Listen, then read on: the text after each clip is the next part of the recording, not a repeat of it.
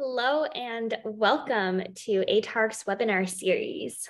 Today, topic experts will share strategies that agencies can implement to alleviate the concern of the unknown and make operations more efficient. My name is Kirsten Patton. I am a performance consultant at Dale Carnegie Tampa Bay, and I have the pleasure of moderating today's panel discussion.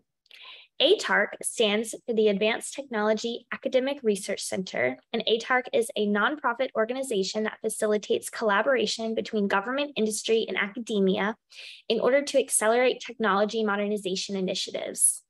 ATARC provides ongoing opportunities for cross-agency collaboration through on-site interaction, learning, and market research. I would like to welcome all of our attendees today, and a special thanks to Raj Srivatstan and the entire Symphony AI team. This afternoon on the agenda, we are going to hear from our panelists, followed by a Q&A session.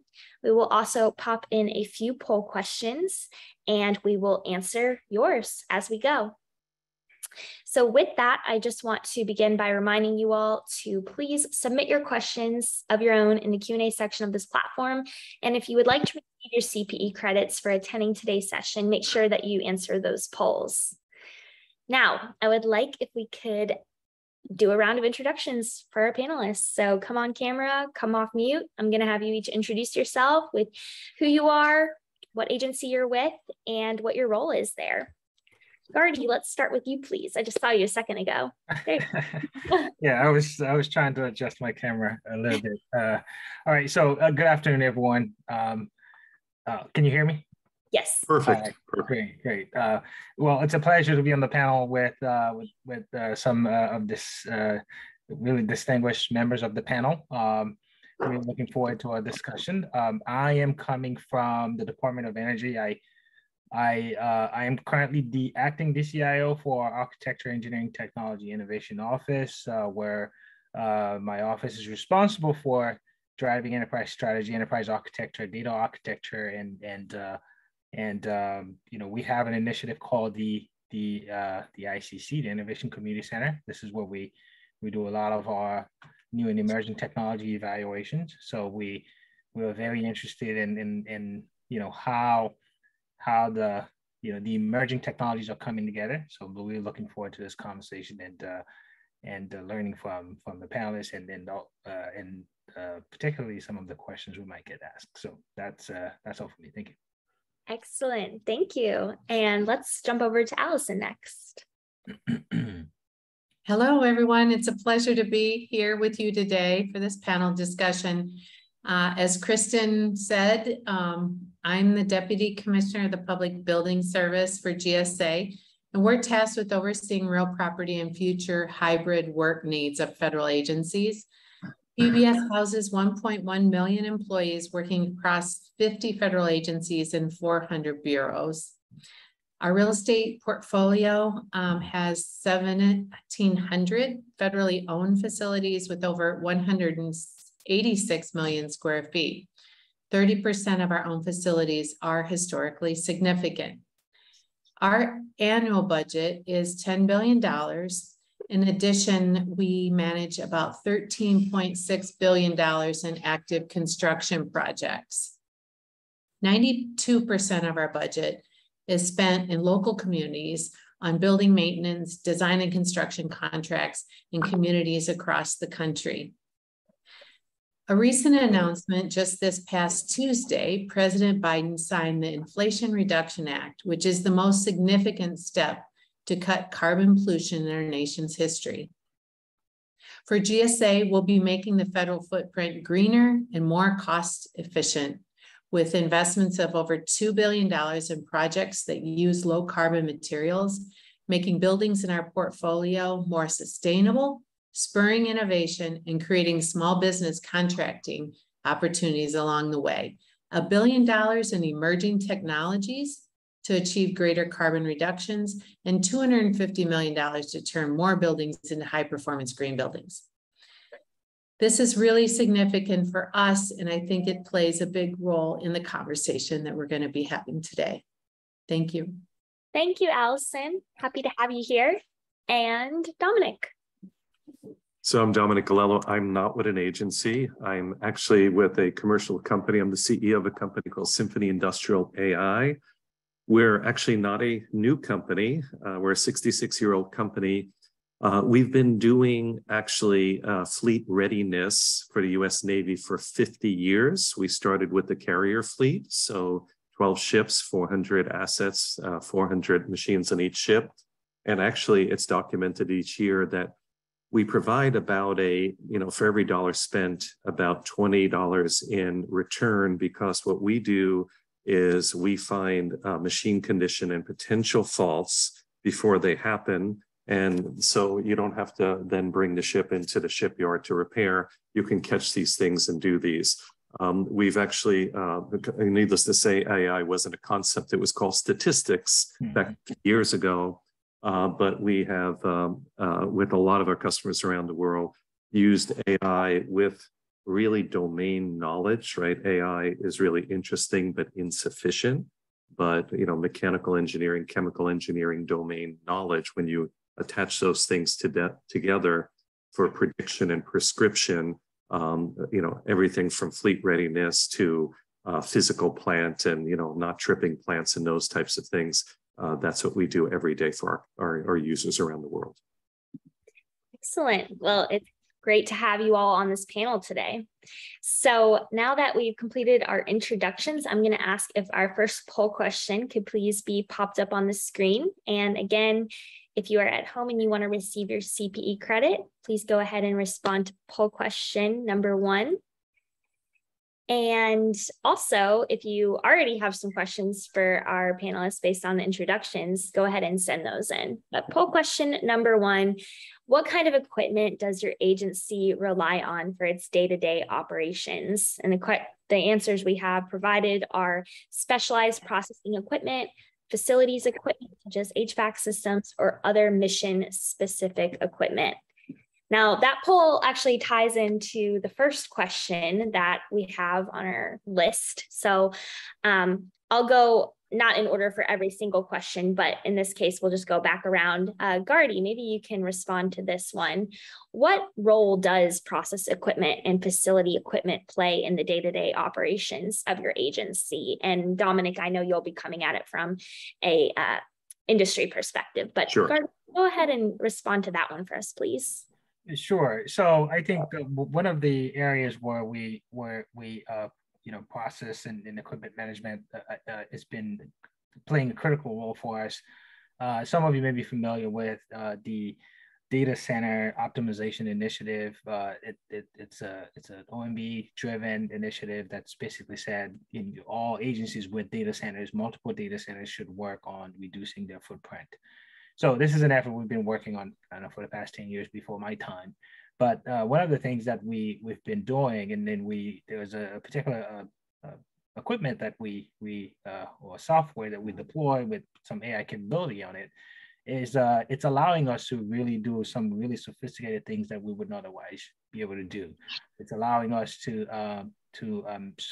monitor our energy usage, which is extremely important. We are the Department of Energy after all, right? The last thing we want is to have a report out there. We're not doing a good job with energy management, and we're able to provide predictive analytics or predictive insights on our the usage on how and when we should be using a particular machine, particularly for those massive simulations that the labs tend to run in their data centers.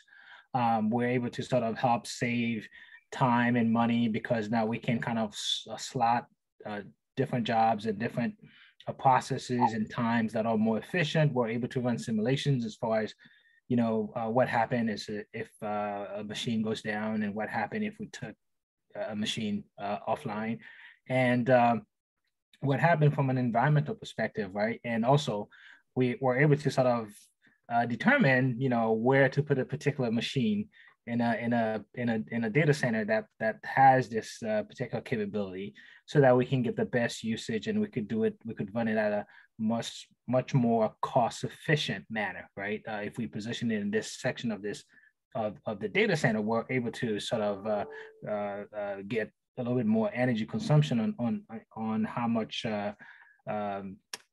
we're spending to run processes and whatnot on that machine or on that server. So it's been really critical for us. I think we've managed to save over $44 million since the enactment of this process of this initiative, and we're looking to do some more because, as you all know, the integration or the intersection between IoT and IT, it's something that we're all trying to figure out. The more we can figure out how do we bring facilities closer to IT, the more we're going to be able to find those efficiencies and save more money. So that's kind of how we're using these processes within the Department of Energy. Well, it's one of the things that we're doing. As you know, the Department of Energy is a very large organization. We have the labs, the PMAs.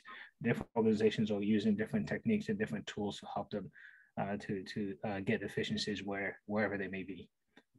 Yeah, thank you, Guardian. We'll continue to discuss business benefits later on during the panel discussion as well. But Allison, same question over to you. What role does process equipment and facility equipment play in your day-to-day operations at GSA?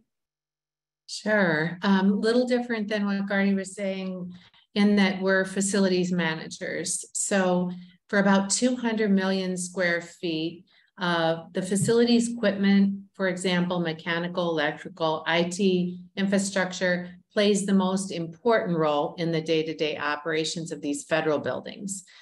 Building monitoring and control BMC systems, along with the fault detection analytics, are really the brains behind the daily operations and control of mechanical and electrical equipment for tenant comfort, indoor environmental quality, energy reduction and savings, and performance optimization.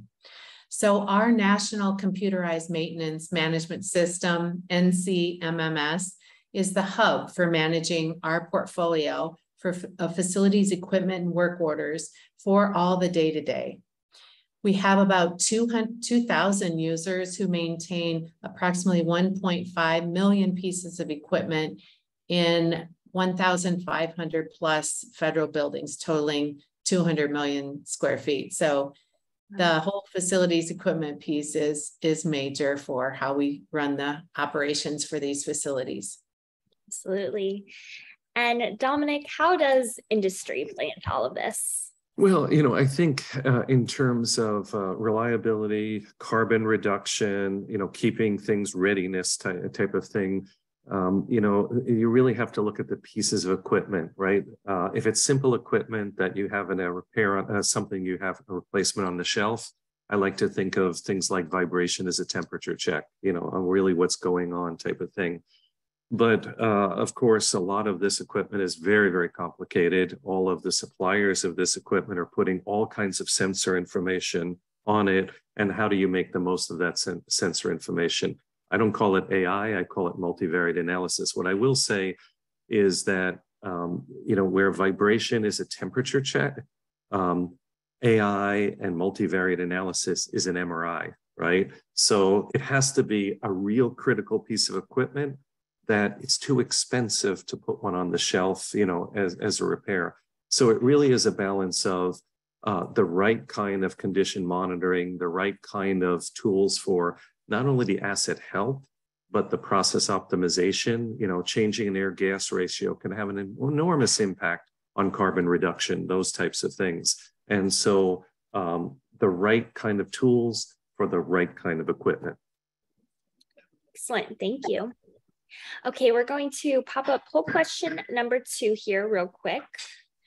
It'll be up on the screen. There you go. What has been the impact of equipment downtime in your operations during the past year? So whether it be several hours or a week or several weeks, please go ahead and respond to that. Allison, I want to call on you first for this next question.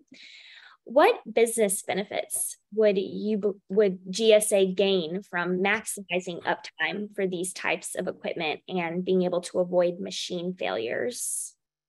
Thank you. And I think Dominic started to hit on what I'm about to say here, But the preventative and predictive maintenance is really the key to keeping this equipment operating at peak performance and supporting our tenants' missions. Them not having the downtime is definitely significant. Maximizing uptime on process and facility equipment is a key component of financial savings, cost avoidance, and once again, tenant satisfaction and enhancing their ability to really fully function, deliver their mission. Machine failures are detrimental to planned improvement budgets because typically they require emergency maintenance, contractor overtime, and other aspects that drive up repair and replacement costs.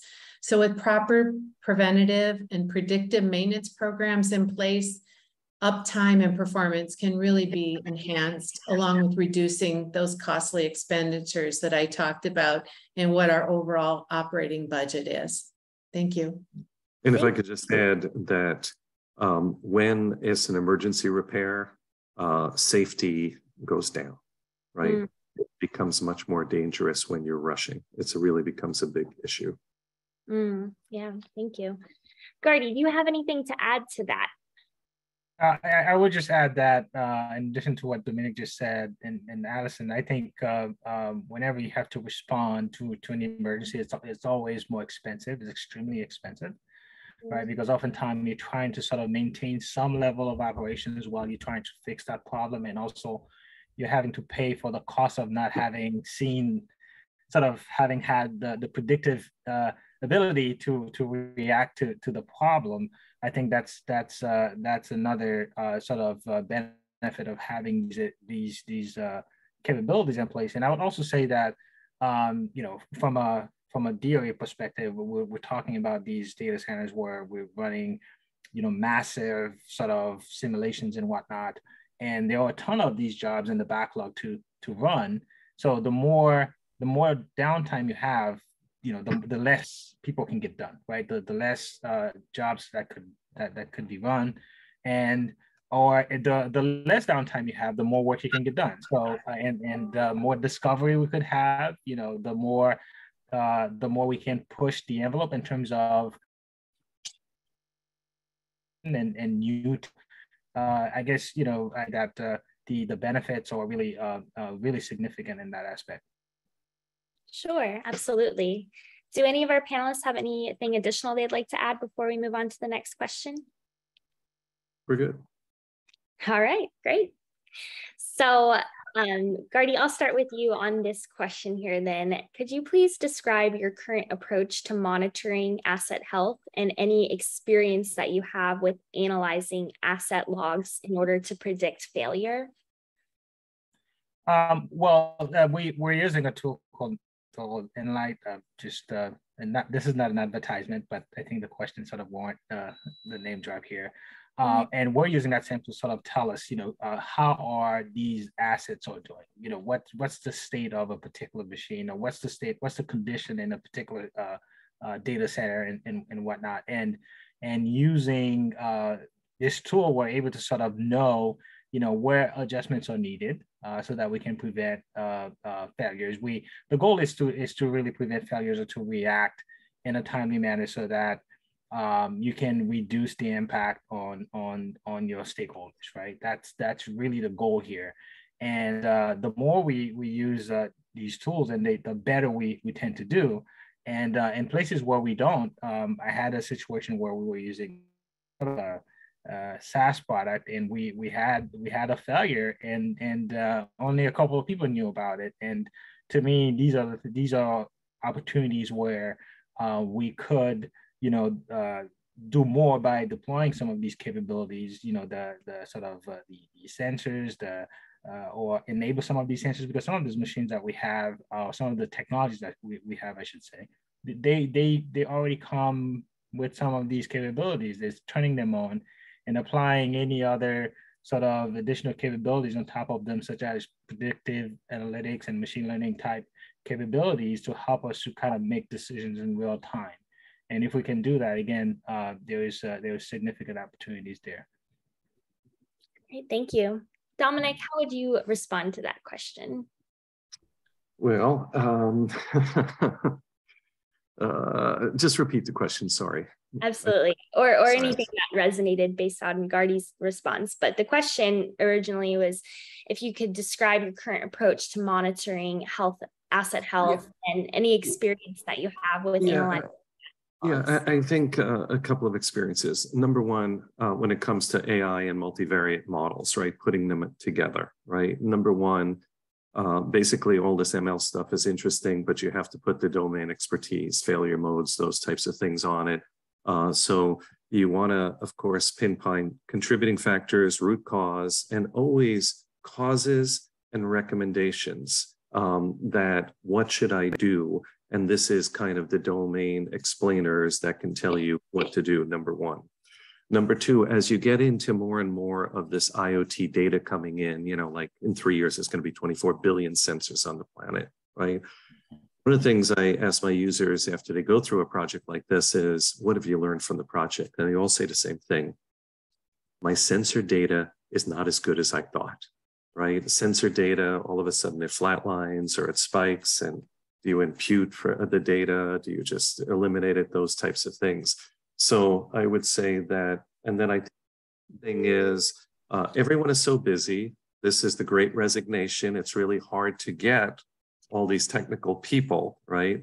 And actually, many of our users ask us for monitoring services. They want us to, and that was not planned as our business. It's not our goal. We like to be a software company, but monitoring services, because all these sophisticated models, you know, actually, it really is, your statistics, Allison, are just mind-boggling. But let's just take a Cargill, a food, you know, $110 billion food manufacturer. They have 1,200 plants. They can't hire 1,200 data scientists, you know, all over the world type of thing. So they just say, you do it. So again, the data coming off the sensors is really interesting. It's not as good as you think. How to curate these models that'll basically, what's the causes and what's the recommendation?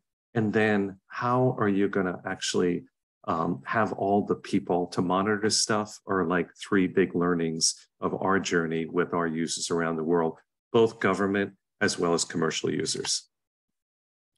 Thank you, Dominic. And Allison, I want to throw it over to you next to hear some of your thoughts.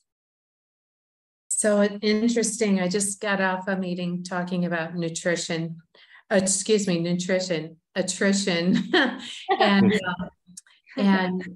and unfortunately, we are all competing for those resources, right? Yes.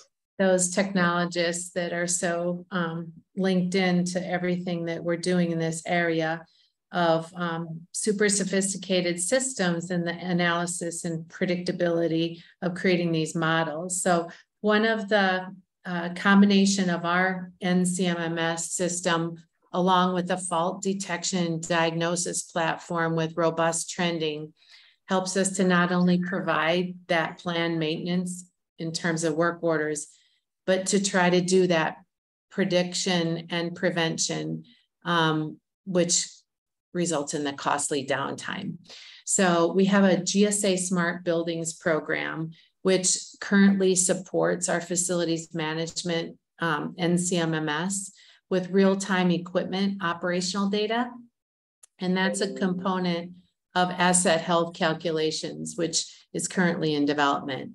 So to date, our Gsa Smart Buildings Gsa Link solution is targeting existing operations, but the data collected from Gsa Link can also be used for training for the predictive failure models. So we're really doing a lot in this space, realizing its potential, I think, the more we invest in the technology.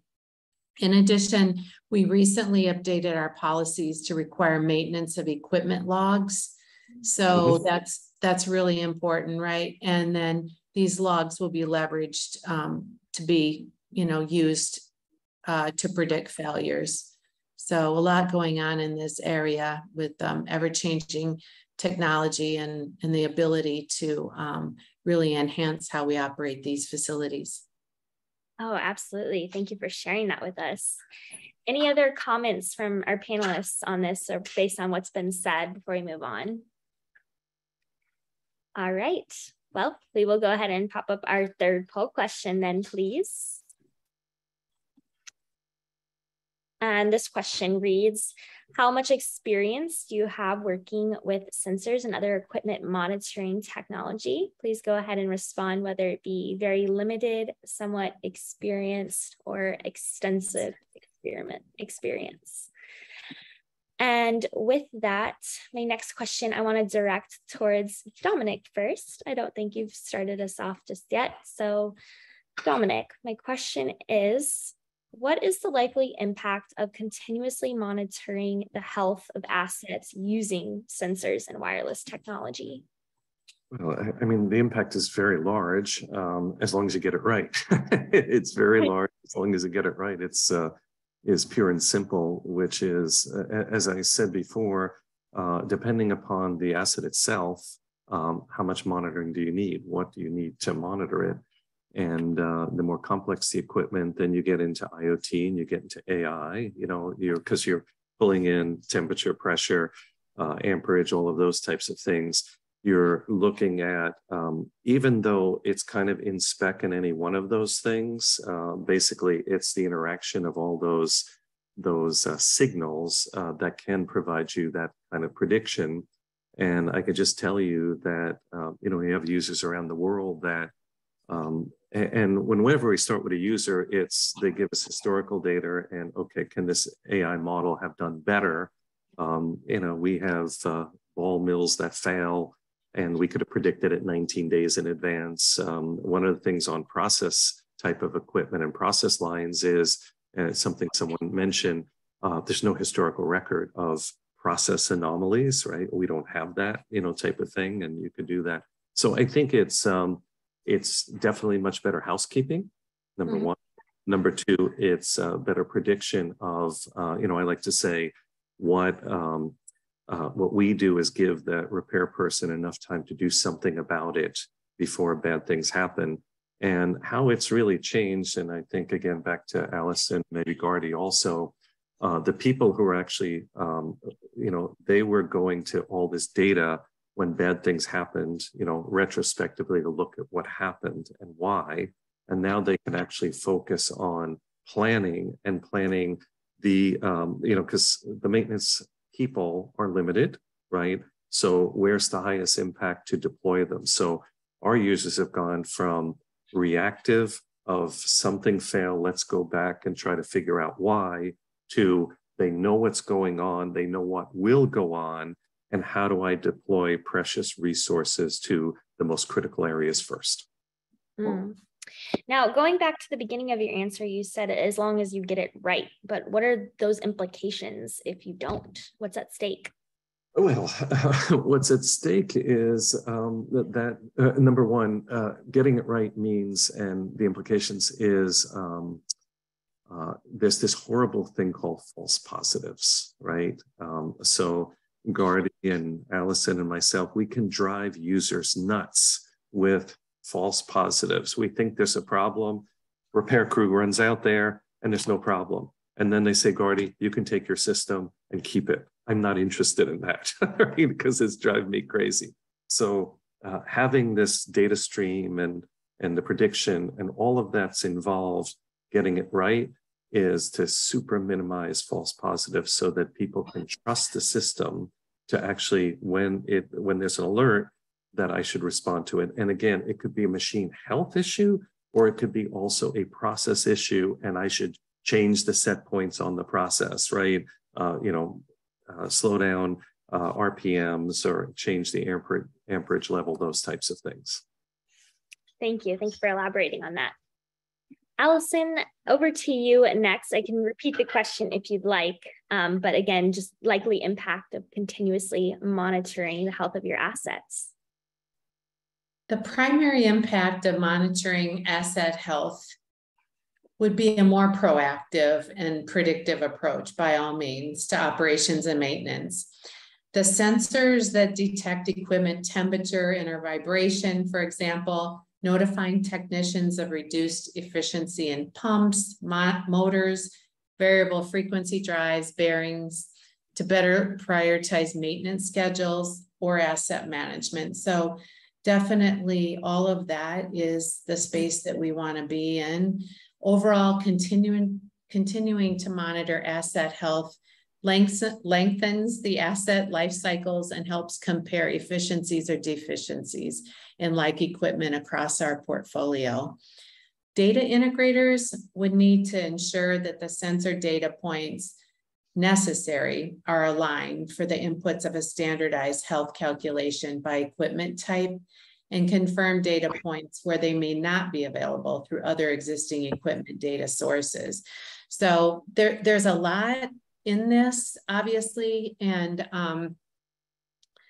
wireless technology is helping us get there for sure. Relying on the sensor data is really important. And I think the last part of the conversation will get into even in more of how we can operate buildings more effectively using sensor data in the new work environment that we're moving toward with hybrid work.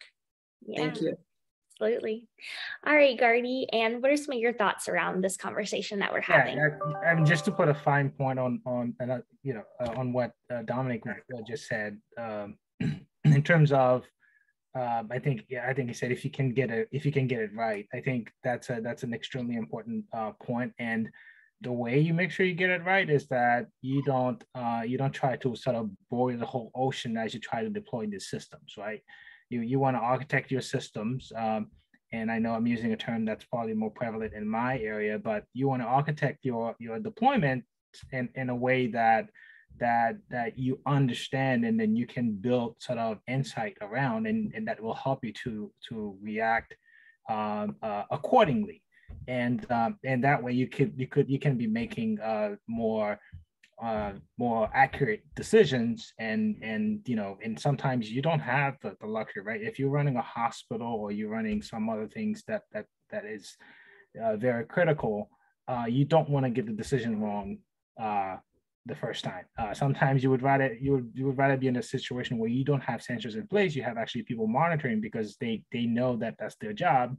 Whereas you have sensors in place and you deploy them in such a way that the data is not good, and you don't have a good model to sort of process this information, you can set yourself up for failure. So that's what I would add to that. It's just making sure that you're managing the deployment of these capabilities, and also understand very clearly what you're trying to get out of them, and then so that you know whether or not you're getting it, or if you're not getting it. Thank you for those insights. Now we're going to take a pause from my questions, and we're going to answer some audience questions that have come through. One is in the chat, if you'd like to go ahead and read that real quickly. And then I have one emailed to me, but Michael Tucker asks, are most of the sensors hardwired, or are some of the sensors using a wireless, such as Wi-Fi, cellular, Bluetooth, Zigbee, and NFC technology for installation flexibility? Who from our panel would like to respond to Michael's question? Dominic, you're on mute. How did I get on mute? I apologize. All of the above and more, even, kind of quick connects and walk around data collectors that, because that's actually pretty cheap, for high resolution, very high frequency type of things. Hardwired systems get very expensive. The electrical is a lot more expensive, the electrical contractor than the actual equipment. And what's interesting is the explosion in the wireless devices, especially like in the area of vibration. They were pretty much like a 2 kilohertz. You couldn't find early stage bearing wear, those types of things. Now they're rolling up to an F-max of like 10 kilohertz now. So it's really getting good. So, it is this, like the Moore's law type of thing is really hitting sensors also. Yeah. Thank you for taking that one for us, Dominic. Gardy, did you want to add anything? No, I agree with what Dominic just said. I think the technology is getting extremely cheap in terms of wireless. So that's sort of where the trend is, and the cheap to acquire and cheap to maintain.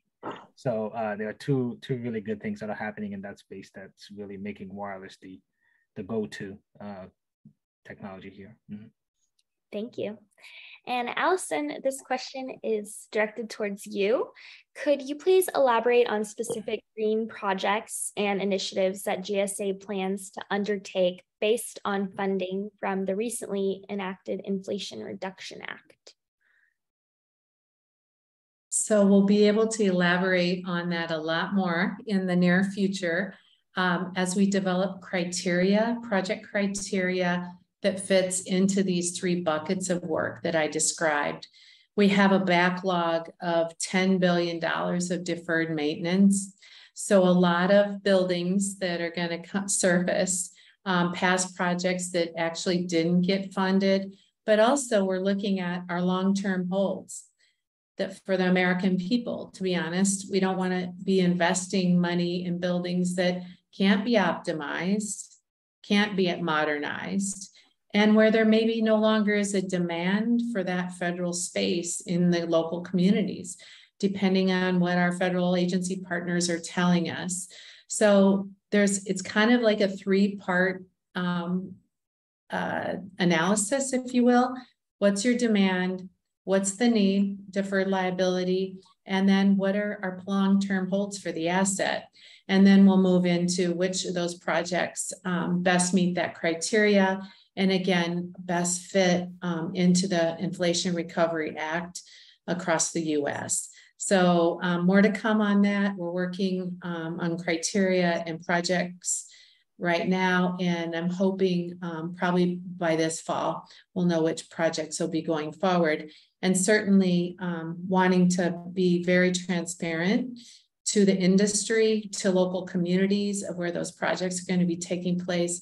So, encouraging all businesses of all sizes and new businesses with emerging technologies to really be interested in looking at this as potential work for their organization.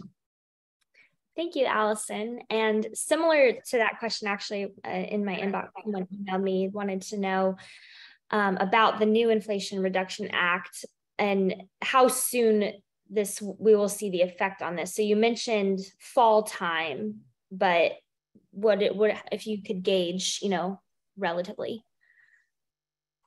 So the requirements that we know of so far is for the major projects that outlays, which means essentially contract awards, need to be made in 4 years. So we'll have pretty good idea on vendor selections in the next 4 years. We talk about these projects and they're just not work items, right? There are a lot of systems, infrastructure, technology that goes into the scoping and the project development. So we want to make sure we get that right. Some of the projects could be shovel ready, for example, and others maybe are newly identified long-term holds. And some may be more simple concrete decarbonization projects of concrete repairs that we will want to do. So it's going to vary, but the commitment so far is by 2026, we need to have our obligations, not our outlays, our obligations made. Great. Thank you, Allison.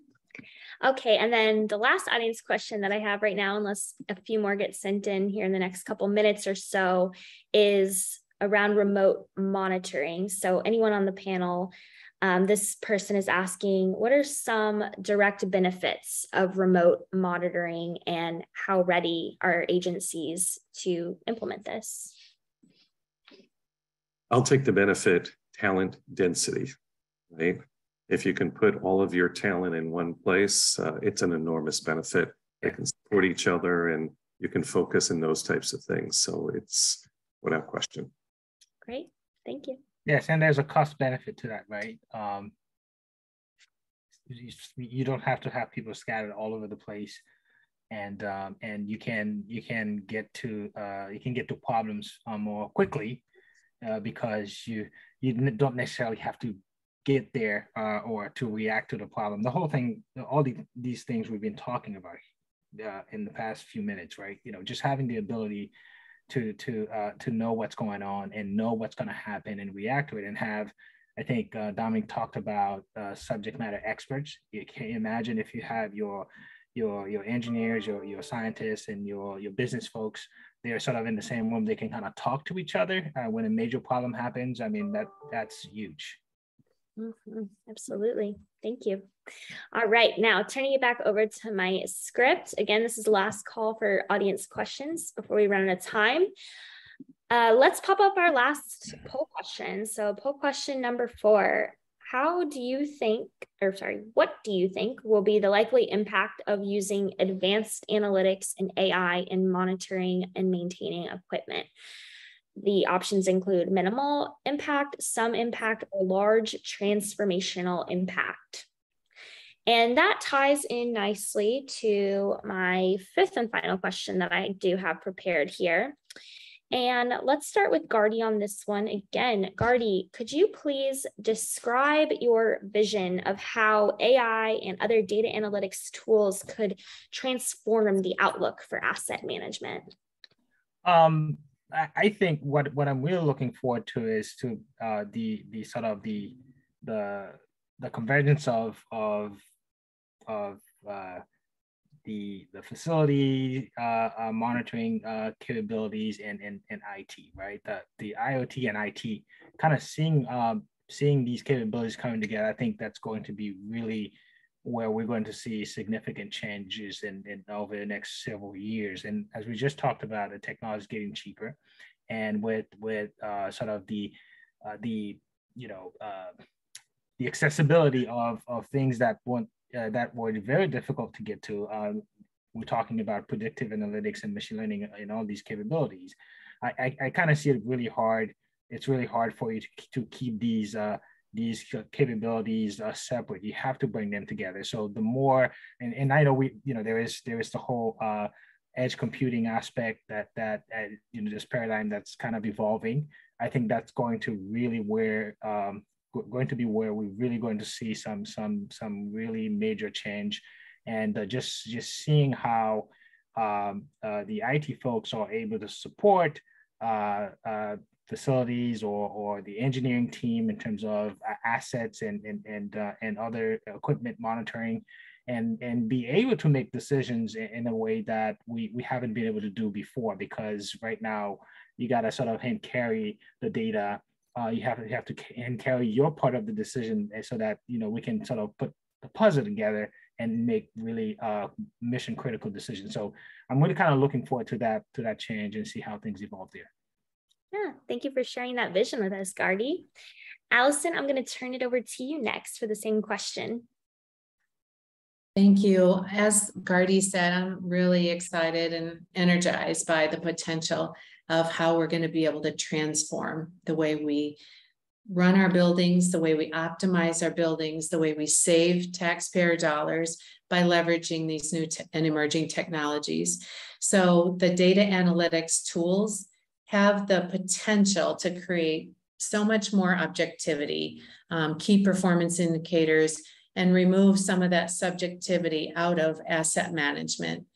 While institutional knowledge at the site level will always be invaluable, having established metrics for the asset management has the potential to create more continuity during operations and maintenance and facilities management staffing changes, shifting to outsourcing as necessary when we have staffing shortages. So I think just in terms of continuity, this has tremendous potential. And then also how we can monitor. We talk about sensors for monitoring equipment, but also sensors for monitoring utilization, occupants of the space in multi-tenanted buildings, and maybe get into more of a space sharing arrangement than what we've been able to do in the past among federal agencies that require very similar types of spaces. So I'm very, very excited about the potential in transforming how we actually use this technology to operate our buildings. While the additional sensors and analytics may require calibration and training to avoid those false positives that Dominic mentioned, for critical equipment, the shift from reactive maintenance, breakdowns and repairs to proactive maintenance will validate the initial investment costs. We really do believe that. And then Leveraging more data analytics for asset management will be an incremental and an iterative process for us in a portfolio of the size that we oversee. But then it's also one that requires evaluation of use cases, which we're doing all the time with the pilots in various locations, the creation of the right metrics, and the sharing of best practices. Thank you. Thank you so much, Allison. And Dominic, would love to hear your perspective as well. Yeah, I think I'm going to quote one of our users. He runs all of the air gas plants for a company called Nippon Gases, and these compressors are just enormous. They put them in concrete buildings because if bad things happen, people get hurt. And he said that I don't see, he calls it Industry 4.0. Europe, it's more Industry 4.0, not AI. He said, I don't see this as a replacement for anything. I see this as an evolution of good maintenance practices, right? It's bringing the next level to it. So if you don't have good maintenance practices, I'm not sure this is going to help very much. But if you have good maintenance practices, this can take you to the next level. You know, a lot of what Allison, and much more analytics, much more insight, much more reactive to proactive, much more how to focus the very precious engineers that are hard to hire and hard to keep. Mm-hmm. Excellent. Well, thank you all for sharing that with us. So we are going to do a little rapid fire audience Q&A because we had 3 come in. So starting with anonymous attendee, they asked, is it possible or advisable to use the predictive maintenance approach that was described in this webinar to mission critical equipment, such as the nuclear power plants overseen by the DOE? I would say yes. You know, I'm not a nuclear engineer by any means, right? So, yeah. But I think there's certainly aspect of that that we could deploy, you know, high quality sensors for, because we're talking nuclear here, right? We talked about really making sure that our deployment of these capabilities are one that we understand, right? We're not just deploying them because, you know, we were sold by someone that, you know, this capability can do this and it at this rate or what have you. So as long as we're checking these boxes, right, to make sure that, you know, we're not doing anything that will cause us more harm later on in the process, I don't see why not. I think I would certainly encourage it, you know, even if it's as a second layer of detection and monitoring. I think you know there's the opportunity there, and I think, you know, I visited one of the labs that manages a couple of the plants, and I know based on what they showed us that there are these sensors deployed where they're monitoring it, and so yeah, to answer the question, certainly these sensors and AI layering and whatnot, I think all of these have a place in helping to manage and maintain some of these plants or nuclear facilities. Thank you, Gardy. Yeah. Okay, next question. How does deployment of 5G and IoT have an impact on operations?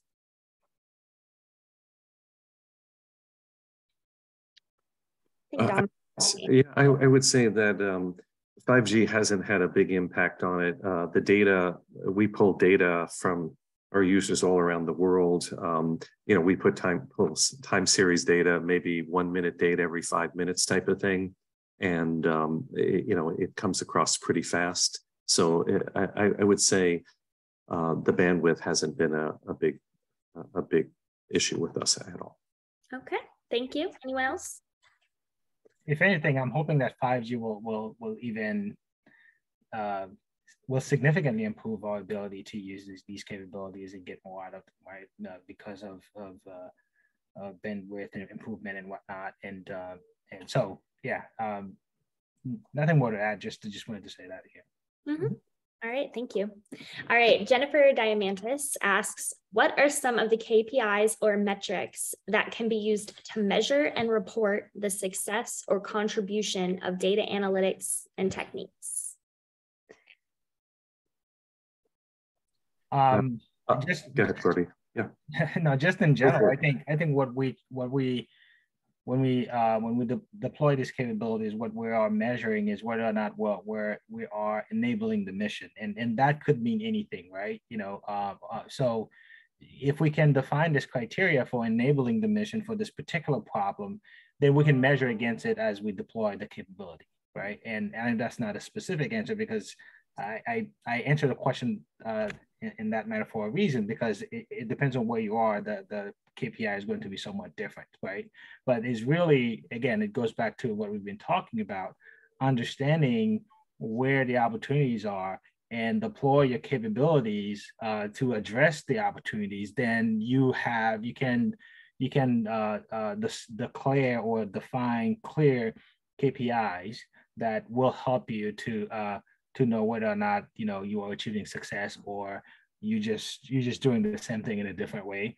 Like Dominic just said, in so many ways, we're not changing anything, right? We're just kind of adapting best practices and using the technology to help us to do that. Yeah. For me, one way to track this is moderate, serious, and extremes, right? So all this analytics, is it finding moderate faults, serious faults, or extreme faults, and then putting a cost associated with that. So our users do it all around the world, that basically at the end of the month, how many extreme faults were found, and that we were able to react and do something before it caused failure in the equipment. And we have some users that say that's a $50,000 savings, and some users say that's a $500,000 savings. So the KPIs of monitoring, and it's monitoring across the fleet, or monitoring it by what are your bad actor machines. And by the way, if you find a bad actor machine, maybe you should do something about it, right? You need to replace it, those types of things. But you can do it in terms of the machines, and you can do it in terms of the money, right? That moderate, serious, and extremes can actually find. Yeah. All right, thank you, gentlemen. And Allison, go ahead. Did you want to say something? I was just going to say, we have an entire dashboard of KPIs. So I was trying to phone a friend here to see if there are a few that she'd care to have me mention, but definitely something that would be happy to get back to you on, Kirsten. Yeah, absolutely. And we can include that in any sort of follow-up email. Next question from John Organic. Hey, John.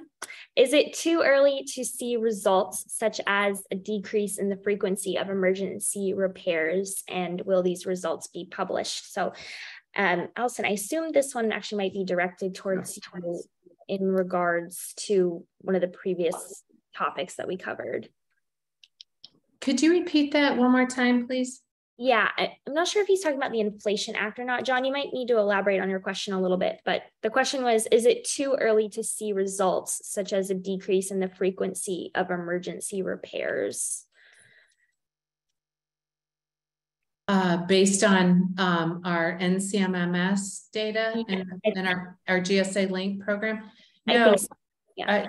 No, it's definitely not too early. This has been probably, I want to at least say close to a decade of work and investing in these technologies and expanding them throughout the portfolio. We're not completely there yet. As funding becomes available, we continue to enhance, expand, and integrate.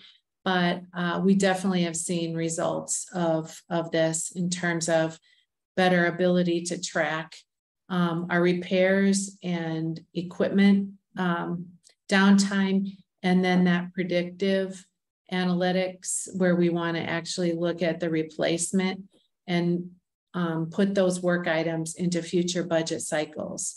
So, it's just really how we've been operating now for several years, really leveraging the technology with our O&M contractors, our vendors that we leverage heavily in almost every single one of our assets, to be very knowledgeable and run the equipment and then run the reports and then report back to the regional headquarters and the central office headquarters with the analytics. Thank you, Allison. And then Kirsten, if I could quickly interrupt, I have a flight that's boarding, so I'm going to be safe to everyone. I really do appreciate it, because missing the flight to Zurich would cause me big trouble. So it was really, of course. Thank you very much. Okay. Pleasure having you. Nice meeting you. Thank you very much. All right. Thank you guys so much for your responses. Let's see, maybe we can fit in a couple more audience questions. There was one about a false positive or false negative, but I think that was probably for Dominic, unless either of you two know what I'm talking about. Let's see. John Organic asks again, how do you spread the results throughout the federal government instead of the light under the bushel basket? So I guess John might just be asking in terms of where can people find this information?